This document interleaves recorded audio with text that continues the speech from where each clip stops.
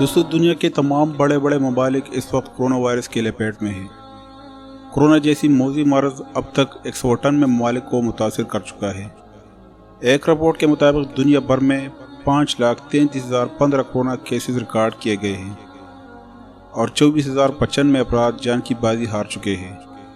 मज़ीद हलाकतों की खौफ से दुनिया के बेशतर शहरों में कर्फ्यू लॉकडाउन लगा दिया गया है और कई ममालिक में बिगड़ते हुए हालात के पेश नज़र कंप्लीट लॉकडाउन की मनसूबा बंदी और तैयारी की जा रही है।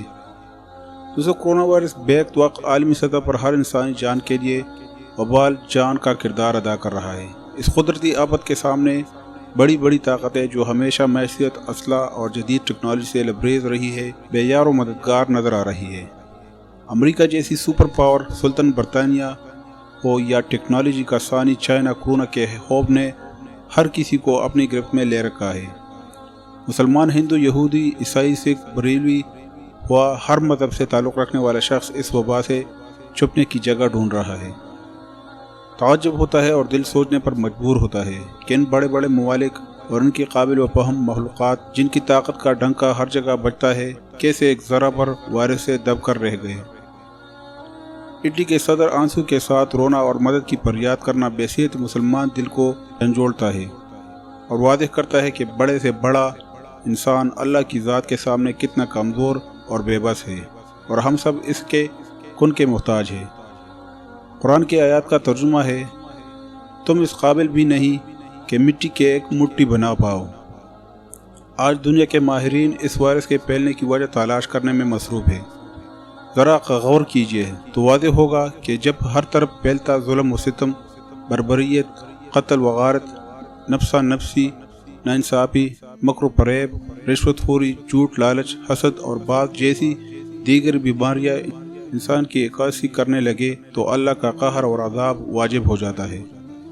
अगर इंसान अल्लाह को भूल जाता है तो अल्लाह उन्हें भूल जाता है। रसूलुल्लाह सल्लल्लाहु अलैहि वसल्लम ने फरमाया, जब तुम जालिमों को जालिम कहने से डरने लगो तो ऐसे लोगों को ज़मीन में रहने का कोई हक़ नहीं।